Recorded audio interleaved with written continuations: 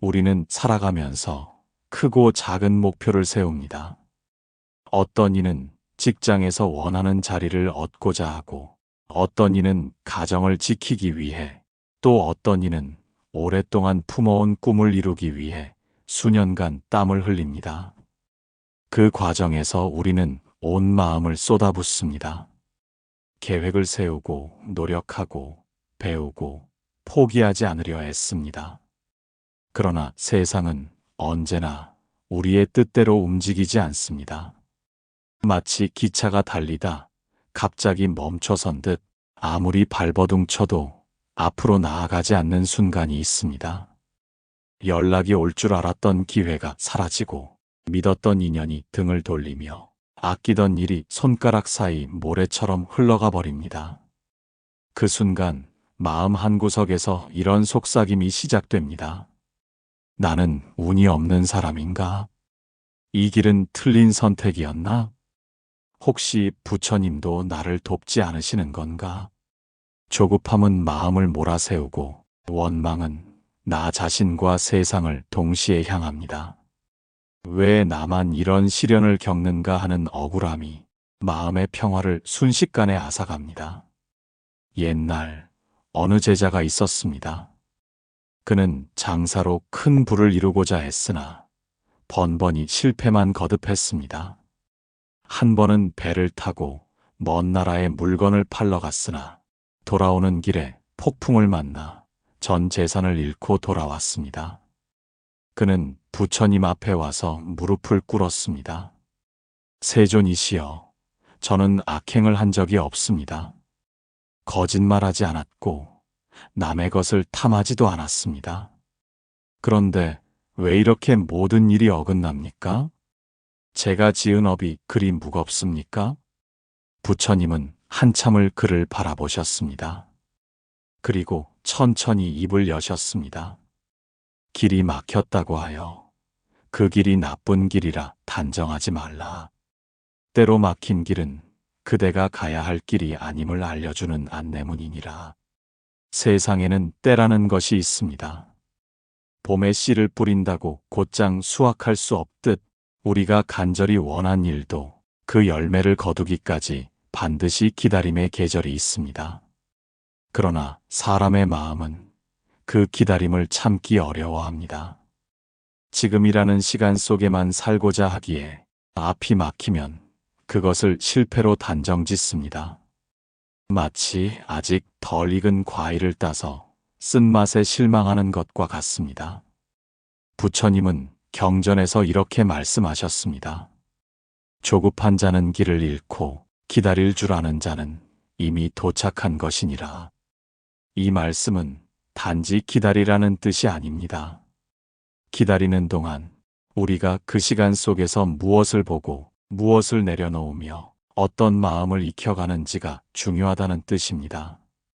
길이 막히는 순간은 우리로 하여금 스스로를 성찰하게 합니다.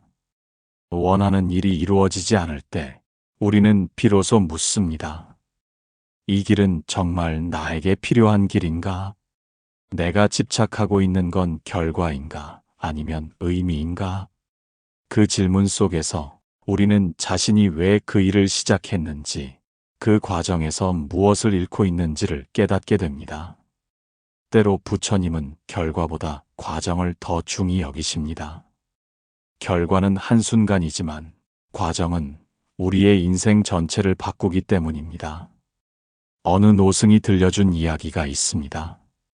한 스님이 산길을 걷다가 바위 틈에서 핀 작은 들꽃을 보았습니다. 그 꽃은 굳이 사람의 손길이 닿지 않는 곳에서 천천히 그러나 묵묵히 피어 있었습니다. 그 스님은 말했습니다.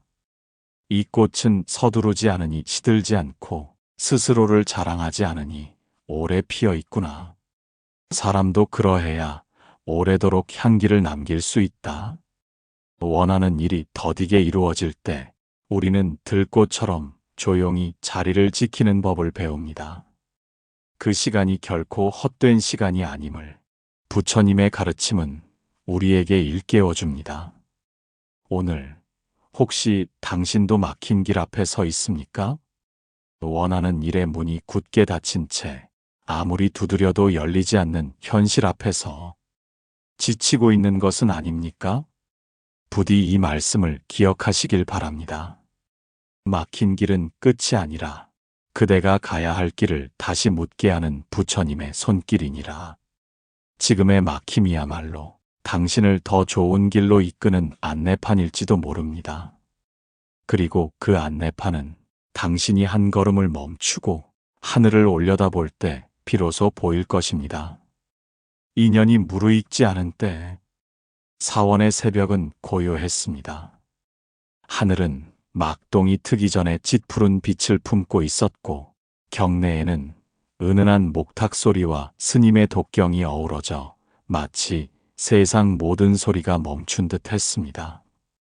그 고요 속을 깨뜨리듯 한 제자가 무거운 발걸음을 옮겨 부처님께 다가왔습니다. 그의 얼굴에는 깊은 그늘이 드리워져 있었습니다. 마치 오랫동안 무언가를 짊어진 듯 눈빛은 지쳐 있었고 입술은 말라 있었습니다. 그는 부처님 앞에 엎드렸습니다. 세존이시여, 저는 더 이상 어떻게 해야 할지 모르겠습니다. 부처님은 잠시 제자의 얼굴을 바라보셨습니다. 그리고 조용히 물으셨습니다. 무슨 일로 그리 마음이 무거운가? 제자는 숨을 고르고 떨리는 목소리로 말했습니다. 몇 해 전부터 하고 싶은 일이 있었습니다. 모든 것을 걸고 준비했고 아침부터 밤까지 쉼 없이 노력했습니다. 남들이 쉴 때도 저는 멈추지 않았습니다. 그런데 결과는 제자리입니다. 아무것도 달라지지 않았습니다. 이렇게까지 했는데 왜 아무것도 이루어지지 않는 걸까요? 혹시 제가 업이 무거워서 아무리 애써도 안 되는 겁니까? 부처님은 제자의 말이 끝나자 곁에 놓여있던 작은 바구니에서 씨앗 하나를 집어들었습니다. 작고 가벼운, 그러나 생명을 품은 씨앗이었습니다.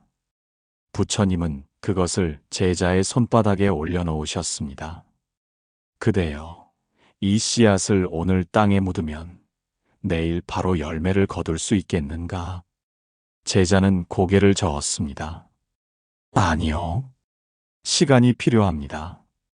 그렇다. 씨앗이 뿌리를 내리고 줄기를 올리며 꽃을 피우고 열매를 맺기까지는 봄, 여름, 가을의 시간이 필요하느니라. 그대가 심은 인연의 씨앗도 그러하다. 아직 땅 속에서 잠자고 있을 뿐 죽은 것이 아니니 조급해하지 말라. 부처님은 땅에 무릎을 꿇고 씨앗을 흙 속에 묻는 신용을 하셨습니다. 그리고 제자를 바라보며 말씀하셨습니다. 인연에는 세 가지가 있느니라. 첫째는 원, 마음속에 품은 바람. 둘째는 인, 그 바람을 심는 행동. 셋째는 연, 그 씨앗이 자라도록 돕는 모든 조건. 원과 인이 있어도 연이 무르익지 않으면 열매는 열리지 않느니라. 제자는 부처님의 말씀을 듣고도 여전히 마음 한쪽이 답답했습니다. 그렇다면 저는 그 연을 어떻게 만들어야 합니까? 기다리는 것 말고는 할 수 있는 것이 없는 겁니까? 부처님은 미소를 지으셨습니다. 그대여, 기다림은 아무것도 하지 않는 시간이 아니니라. 그대가 씨앗에 물을 주고 햇빛을 맞게 하고 잡초를 뽑아주듯 마음의 밭을 가꾸는 시간이다. 그대가 평정심을 잃지 않고 바른 마음과 바른 행을 지키면 그것이 바로 연을 익히는 일이니라. 그 말씀을 들은 제자의 눈가가 조금씩 풀렸습니다. 그는 문득 지난 몇 달간의 자신을 떠올렸습니다. 조급함과 불안에 시달려 몸은 바빴으나 마음은 늘 흔들리고 있었습니다. 마치 씨앗을 심어놓고 하루가 멀다 하고 땅을 파보며 왜 싹이 안 나지? 하고 불평하는 농부 같았습니다. 부처님은 그 마음을 꿰뚫어 보신 듯 말씀하셨습니다. 그대가 길을 가는 것은 목적지에 닿기 위해서이지만 나는 그 길 위에서 그대의 마음이 자라는 것을 본다. 길이 늦어지는 것은 그대가 더 많은 것을 배울 수 있는 기회이니라. 제자는 고개를 숙였습니다. 마음속에서 무언가 서서히 녹아내리는 듯 했습니다. 부처님은 마지막으로 이렇게 덧붙이셨습니다. 인연은 억지로 당겨서 익히는 것이 아니니라. 때가 되면 저절로 익는다. 그때까지 그대는 마음을 가꾸고 주변의 연을 살피며 자신을 다스리는 법을 배워야 한다. 그날 제자는 발걸음을 옮기며 씨앗을 손바닥에 꼭 쥐었습니다. 비록 작고 가벼운 씨앗이었지만 그 속에 계절과 햇살과 바람이 모두 들어있음을 그는 처음으로 느꼈습니다. 그리고 지금 내가 걸어가는 이 시간도 결코 멈춘 시간이 아니라 내 인연의 밭을 가꾸는 소중한 계절이라는 것을 깨달았습니다. 멈춤이 주는 선물. 그날 오후 사원의 경내에는 바람 한 점 없이 고요함이 깔려 있었습니다. 부처님께서 앉아 계신 법당 앞 연못 위로는 연잎들이 잔잔히 깔려 있었고 그 위에 핀 연꽃 몇 송이가 햇빛을 머금고 있었습니다. 제자가 부처님 곁으로 다가왔습니다. 아침에 나누었던 대화가 마음속에서 계속 울리고 있었지만 아직 풀리지 않은 의문이 남아 있었습니다. 세존이시여, 저는 이제 인연이 무르익기를 기다려야 한다는 것을 알겠습니다. 하지만 이렇게 멈춰 있는 시간이 두렵습니다. 다들 달려가고 있는데 저만 멈춰 있는 것 같아서 뒤처지는 기분이 듭니다. 부처님은 연못을 가리키셨습니다. 그대는 저 연꽃이 한 계절 안에 피는 것을 본 적이 있는가? 제자는 고개를 저었습니다. 아니요. 연꽃은 여름이 되어서야 피지요. 그렇다. 그러나 연꽃은 여름에 갑자기 피는 것이 아니니라. 겨울에는 뿌리를 깊게 내리고 봄에는 줄기를 올리고 여름이 되어야 비로소 꽃을 연다. 겉으로는 아무 일도 없는 것처럼 보여도 그 시간 속에서 꽃은 피어날 힘을 모으고 있느니라. 부처님은 잠시 제자의 눈을 바라보셨습니다. 그리고 천천히 말씀을 이으셨습니다. 그대가 멈춰 있는 것처럼 보이는 시간은 사실 멈춘 것이 아니니라. 겉으로 드러나지 않을 뿐 안에서는 변화가 일어나고 있다. 제자는 그 말씀에 가만히 숨을 고르며 자신의 지난 시간을 돌아보았습니다. 결과는 없었지만 그 과정 속에서 배운 것, 견뎌낸 것, 사람과의 인연이 남긴 흔적들이 떠올랐습니다. 그 순간 부처님이 덧붙이셨습니다. 급히 가는 이는 먼 길을 잃고 천천히 걷는 이는 길 끝에 닿느니라. 멈춤이 없다면 우리는 돌아봐야 할 것을 보지 못한다. 부처님은 제자를 데리고 사원 뒷산의 오솔길로 걸음을 옮기셨습니다. 가을빛이 짙게 물든 나뭇잎들이 바람에 흩날렸습니다. 길가에는 떨어진 낙엽들이 두껍게 쌓여 있었고 그 위로 작은 다람쥐 한 마리가 바쁘게 뛰어다니고 있었습니다. 부처님은 다람쥐를 가리키며 말씀하셨습니다. 저 다람쥐는 지금 겨울을 준비하느라 분주하구나. 그러나 겨울이 오면 그 역시 긴 시간 동안 움직임을 멈추고 구한 먹이로 겨울을 난다. 멈춤은 죽음이 아니라 다음을 준비하는 고요한 과정이니라. 제자의 얼굴에 조금씩 빛이 돌았습니다. 그러나 그는 여전히 한 가지 불안을 털어놓았습니다. 세존이시여, 그런데 왜 이렇게 멈춰 있는 시간이 길게 느껴집니까? 언제 끝날지 모르는 기다림이 저를 힘들게 합니다. 부처님은 나뭇잎 하나를 주워 들었습니다. 그 잎은 이미 색이 바래고 결이 얇아져 있었습니다. 이 잎이 초록일 때는 떨어질 날을 모른다. 그러나 가을이 오면 떨어질 때를 안다. 그대의 멈춤도 언젠가는 끝이 있느니라. 그 시기는 그대가 정하는 것이 아니라 자연과 인연이 함께 정하는 법이다. 법당으로 돌아온 부처님은 제자에게 마지막으로 당부하셨습니다. 멈춤을 두려워하지 말라. 그 시간 속에서 그대는 단단해지고 바라보는 눈이 깊어진다. 세상은 달려가는 자를 높이 평가하지만 부처는 멈출 줄 아는 자를 귀히 여기느니라. 제자는 그 말씀을 마음속 깊이 새겼습니다. 그리고 처음으로 멈춘 길 위에서도 숨이 가쁘지 않음을 느꼈습니다. 그날 저녁 그는 사원 마당의 긴 돌계단에 앉아 서쪽 하늘로 지는 해를 조용히 바라보았습니다. 하루가 저물고 있었지만 그 속에 담긴 고요와 빛이 그에게는 충분한 선물이 되어 있었습니다. 목적보다 마음을 먼저 본다. 저녁이 지나고 사원에는 다시 고요가 내려앉았습니다. 달빛이 기왓장 위에 부드럽게 내려앉았고 법당 안에는 촛불 2개가 나란히 타고 있었습니다. 제자는 부처님 곁에서 향을 피우며 속삭이듯 말했습니다. 세존이시여, 저는 이제 인연이 무르익는 때를 기다리고 멈춤이 주는 의미도 조금은 알겠습니다.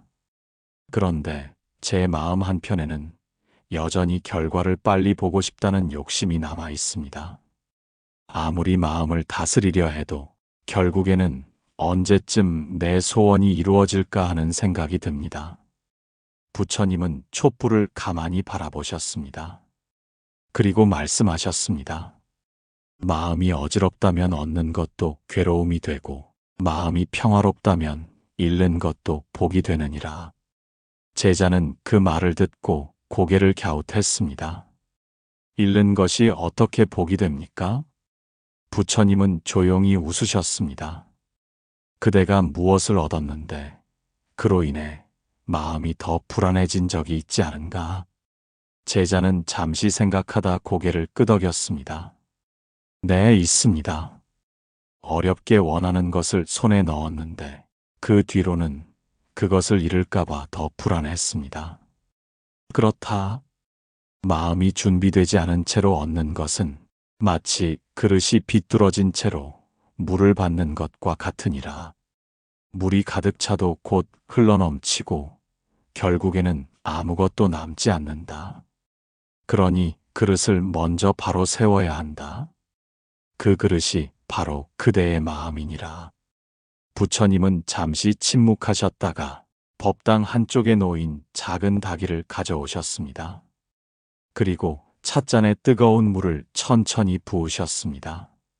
물이 잔의 절반쯤 찼을 때 부처님은 말씀하셨습니다. 그대가 인생에서 원하는 것은 이 물과 같다. 그대의 마음은 이 잔과 같고 잔이 깨끗하고 안정되어 있다면 물을 담아도 흘러넘치지 않는다. 그러나 잔이 기울어져 있다면 아무리 좋은 물을 부어도 곧 잃게 된다. 제자는 그제야 깨달았습니다. 그러니까 저는 목적을 이루는 것보다 마음을 먼저 바르게 세우는 것이 더 중요하군요. 부처님은 고개를 끄덕이셨습니다. 그렇다. 그대가 목적만 바라보면 과정을 소홀히 하고 마음을 잃게 된다. 그러나 마음을 먼저 닦으면 목적이 이루어져도 마음은 흔들리지 않고 설령 목적을 이루지 못해도 평화를 잃지 않는다. 부처님은 경전의 한 구절을 읊조리셨습니다. 모든 것은 마음에서 비롯되며 마음이 청정하면 그 길이 곧 바른 길이니라. 제자는 그날 밤 자신이 왜 그토록 불안했는지를 돌아보았습니다. 그것은 결과가 없어서가 아니라 마음이 결과에만 매달려 있었기 때문이었습니다. 결과가 전부라는 생각은 조급함과 두려움을 동시에 키우고 있었습니다. 그는 깊게 숨을 들이마셨습니다. 그리고 조용히 기도했습니다. 부처님, 저의 마음이 먼저 바르게 서게 하소서. 어둠에 기뻐하되 이름에도 평화로울 수 있게 하소서. 그 기도를 마쳤을 때 제자의 눈에는 법당의 촛불이 더욱 또렷하게 보였습니다. 불빛은 여전히 작았지만 그 작은 빛이 방 안을 고요하게 물들이고 있었습니다. 그 순간 제자는 알았습니다. 목적보다 마음이 먼저라는 것을. 마음을 바르게 세우는 순간 결과는 더 이상 나를 흔드는 주인이 될 수 없다는 것을. 길이 아니라 방향을 묻는 시간. 다음 날 새벽 사원 뒷산에서 닭 울음소리가 메아리 쳤습니다. 안개가 산허리를 감싸고 이슬이 대나무 잎 끝에서 또르르 굴러 떨어졌습니다. 부처님은 제자들과 함께 산길을 걸었습니다. 그 길은 오르막과 내리막이 번갈아 있었고 가끔 길이 두 갈래로 갈라지기도 했습니다. 부처님은 제자들에게 물으셨습니다. 그대들은 이 길의 끝이 어디라고 생각하는가? 어떤 제자는 마을로 향합니다. 라고 대답했고 다른 제자는 산 정상으로 갑니다. 라고 말했습니다. 부처님은 조용히 웃으셨습니다. 그렇다면 그대들이 가고 있는 길이 정말 그대가 원하는 곳으로 향하고 있다고 확신할 수 있는가? 그때 한 제자가 손을 들었습니다. 세존이시여, 저는 요즘 한 가지 의문이 생겼습니다. 원하는 것을 향해 달려가고 있지만 가끔 이 길이 맞는가? 하는 생각이 듭니다. 그러나 이미 많은 시간을 쏟았으니 다시 방향을 바꾸기가 두렵습니다. 부처님은 걸음을 멈추고 길가에 놓인 작은 돌을 주워 손에 올리셨습니다.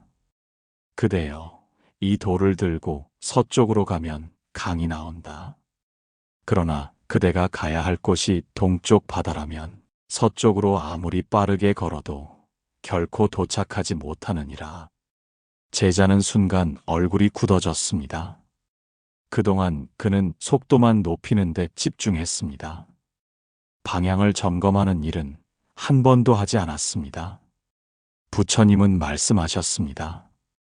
속도보다 중요한 것은 방향이니라. 방향이 잘못되면 멀리 갈수록 더 많이 돌아와야 한다. 부처님은 이어서 이런 이야기를 들려주셨습니다. 옛날에 한 상인이 있었습니다. 그는 바다 건너의 부유한 나라에 가서 큰 이익을 얻겠다는 꿈을 품었습니다. 그래서 그는 큰 배에 물건을 가득 싣고 항해를 시작했습니다. 그러나 출발할 때 나침반이 잘못 맞춰져 있었습니다. 그는 바람이 순하다고 기뻐하며 돛을 더 높이 올리고 속도를 높였습니다. 하지만 몇 달이 지나서야 깨달았습니다. 그가 닿은 곳은 가고자 했던 나라와 정반대 방향의 낯선 섬이었음을. 부처님은 말씀하셨습니다. 방향이 틀린 채 속도를 높이는 것은 성공을 향해 달리는 것이 아니라 실패를 더 빨리 맞이하는 것이니라. 제자는 그 말을 듣고 물었습니다.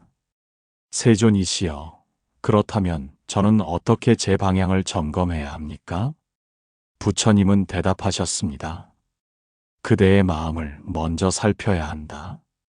그대가 가고자 하는 이유가 탐욕과 경쟁심에서 비롯된 것인지 아니면 세상에 도움이 되고 스스로를 성장시키는 것인지 살펴야 한다. 마음의 동기가 바르다면 그 길은 멀어도 결국 도착할 것이다. 산길을 내려오며 부처님은 덧붙이셨습니다. 길이 아니라 방향을 묻는 자가 지혜로운 자니라. 세상 사람들은 얼마나 빨리 가느냐를 묻지만 부처는 어디로 가고 있느냐를 먼저 묻는다. 그날 저녁 제자는 홀로 법당에 앉아 자신이 가고 있는 길을 마음속에 그려보았습니다. 그 길이 어디로 이어져 있는지, 그 길 끝에서 어떤 사람이 되어 있을지 조용히 상상했습니다. 내가 가는 길의 속도보다 그 길이 나를 어떤 사람으로 만드는지가 더 중요하다는 것을 그는 비로소 알았습니다. 집착을 내려놓는 순간 길이 열린다.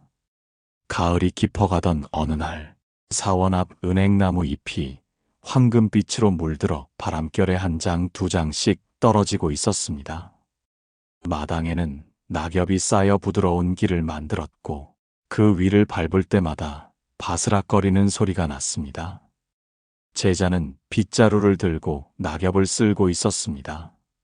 하지만 바람이 불면 금세 다시 잎이 떨어져 아무리 쓸어도 바닥은 깨끗해지지 않았습니다.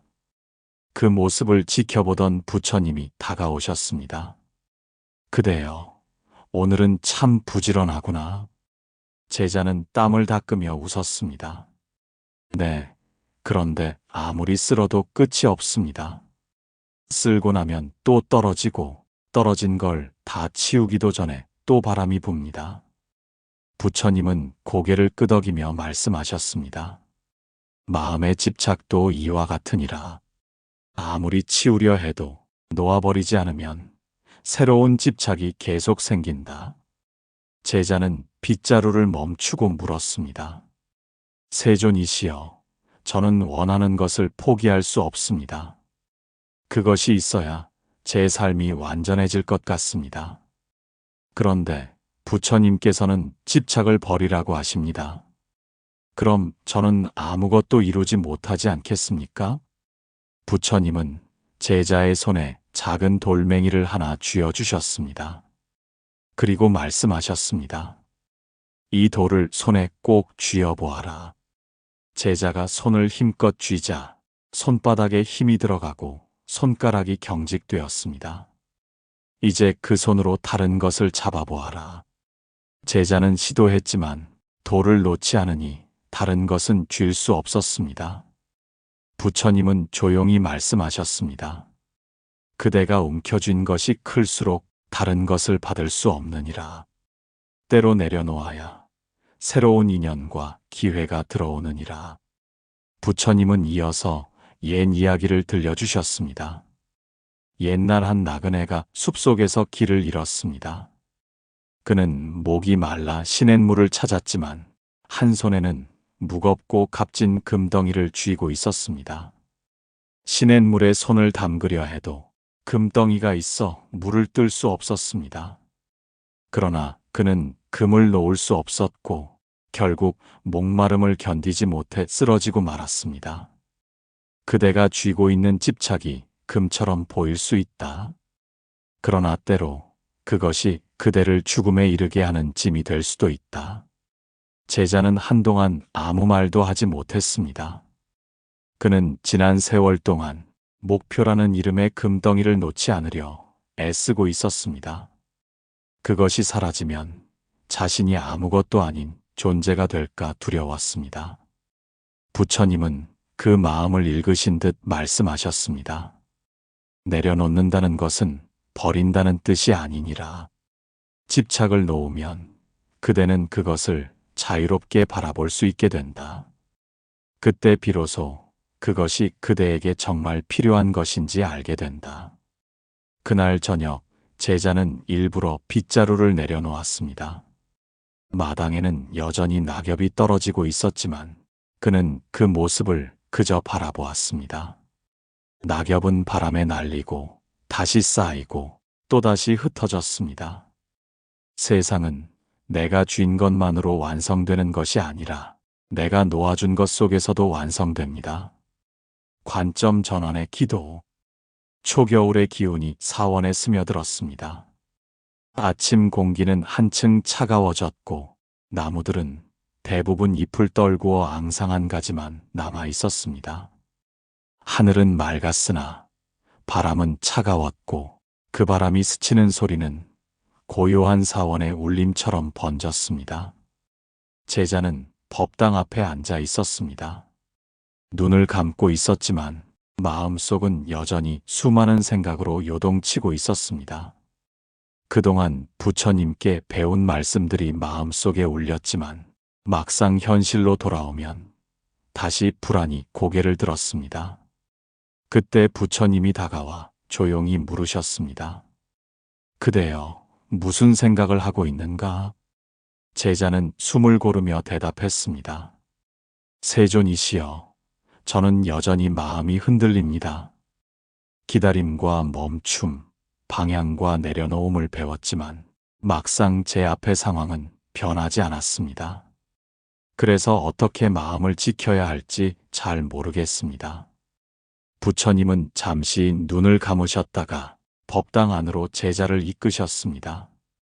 안에는 은은한 향 냄새가 감돌고 촛불이 부드럽게 흔들리고 있었습니다. 부처님은 제자 앞에 무릎을 꿇고 앉아 천천히 말씀하셨습니다. 그대여, 상황이 변하기를 기다리는 기도보다 그 상황을 바라보는 그대의 눈이 변하기를 기도하라. 제자는 의아한 표정을 지었습니다. 눈이 변하기를 기도하라니요? 부처님은 부드럽게 웃으셨습니다. 관점이 바뀌면 같은 길에서도 전혀 다른 풍경을 보게 되느니라. 겨울을 추위로만 보면 괴롭지만 겨울을 휴식의 계절로 보면 평화롭다. 비를 재앙으로만 보면 두렵지만 비를 가뭄을 적시는 은혜로 보면 감사하다. 세상은 그대로 있어도 보는 이의 마음이 달라지면 그 세상은 전혀 다른 세상이 된다. 부처님은 제자에게 두 손을 모으게 하셨습니다. 그리고 천천히 마음을 담아 기도를 올리게 하셨습니다. 부처님, 제 앞에 길이 막혀 있다면 그것이 새로운 길로 가는 초대임을 알게 하소서. 제가 원하던 것이 멀어졌다면 그것보다 더 귀한 것을 준비하고 계심을 믿게 하소서. 지금의 어려움이 저를 단단하게 만드는 연습임을 잊지 않게 하소서. 기도가 끝났을 때 제자의 어깨가 한결 가벼워진 듯 보였습니다. 아직 아무것도 변하지 않았지만 그의 눈빛에는 잔잔한 빛이 깃들어 있었습니다. 부처님은 덧붙이셨습니다. 관점을 바꾸는 기도는 세상을 바꾸는 힘을 가진다. 왜냐하면 그대가 세상을 보는 마음이 변하면 행동이 변하고 행동이 변하면 결국 길도 변하기 때문이다. 제자는 그날 이후 기도를 할 때마다 결과를 달라고만 구하지 않았습니다. 대신 이렇게 기도했습니다. 부처님, 제가 더 넓은 눈으로 세상을 보게 하소서. 저를 힘들게 하는 이에게서도 배움을 보게 하소서. 막힌 길에서도 감사할 이유를 보게 하소서. 며칠 후 그는 마당에 낙엽을 쓸며 깨달았습니다. 예전에는 이 일이 끝없는 반복이라 생각하며 지루해했지만 이제는 낙엽이 쌓였다 흩어지는 그 과정이 자연의 숨결임을 느끼고 있었습니다. 같은 일 같은 하루였지만 그의 마음이 달라지니 그 하루는 전혀 다른 하루가 되어 있었습니다. 겨울의 첫눈이 사원 마당에 소리 없이 내려앉았습니다.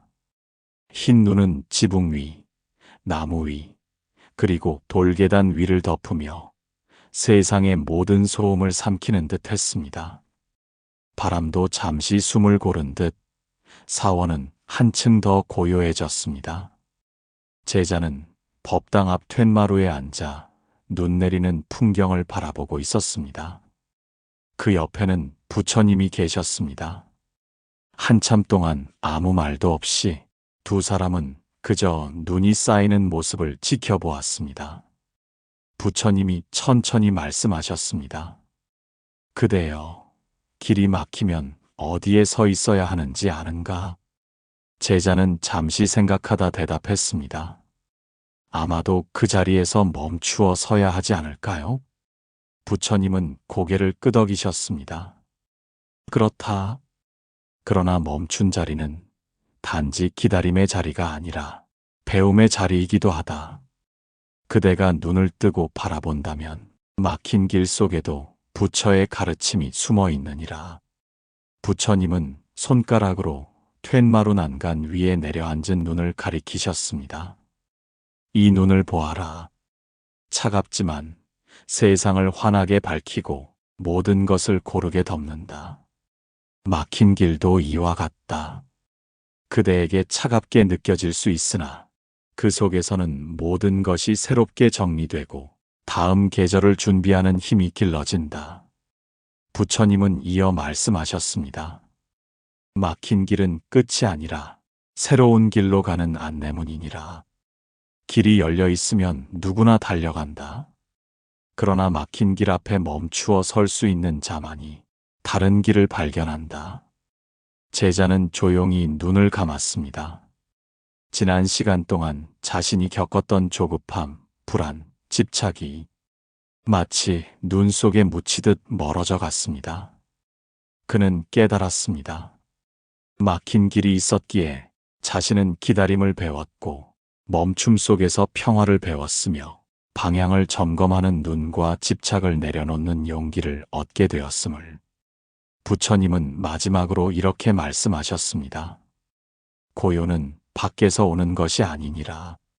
그대가 모든 감정을 안아주는 순간 마음은 제자리를 찾고 복은 그 자리에 머무느니라. 혹시 지금 이유 없이 마음이 편안하다면 그것은 아무 일도 없어서가 아니라 그대가 아무것도 탓하지 않았기 때문이니라. 눈발은 점점 굵어졌습니다. 그러나 제자의 마음속은 오히려 더 밝아졌습니다. 이제 그는 길이 막히더라도 그것을 두려워하지 않을 것입니다.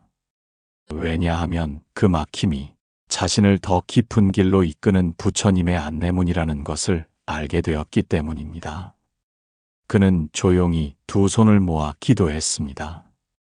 부처님, 제 앞에 길이 막혀 있을 때 조급함 대신 고요를 선택하게 하소서. 원망 대신 배움을 보게 하소서. 그 길이 끝이 아니라 새로운 시작임을 잊지 않게 하소서. 이 법문을 듣는 모든 분들께 전합니다. 혹시 지금 원하던 일이 멈추어 있는 것처럼 보이더라도 그 시간을 두려워하지 마십시오. 그 시간 속에서 당신의 마음은 자라고 당신의 길은 더 단단해집니다. 길이 열리면 걸어가면 됩니다. 그러나 길이 막히면 그 자리에 앉아 하늘을 올려다 보십시오. 부처님의 안내문이 그 고요한 하늘 속에서 당신에게만 들리는 목소리로 열릴 것입니다. 이 말씀이 마음에 닿았다면 좋아요와 구독으로 함께 이 길을 걸어가시길 바랍니다. 당신의 길 위에 부처님의 지혜와 자비가 항상 함께하길 기원합니다. 감사합니다. 고요의 언어였습니다.